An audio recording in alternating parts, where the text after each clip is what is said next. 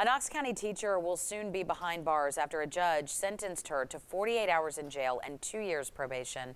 Ashley Wright from Whittle Springs Elementary School pleaded guilty to 5 counts of identity theft and 1 count of theft. A judge sentenced her to 2 days in jail and 2 years supervised probation.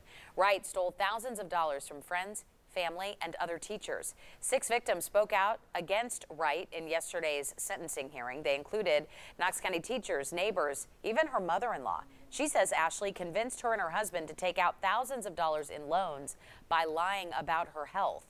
Wright was also placed on administrative leave without pay by Knox County schools.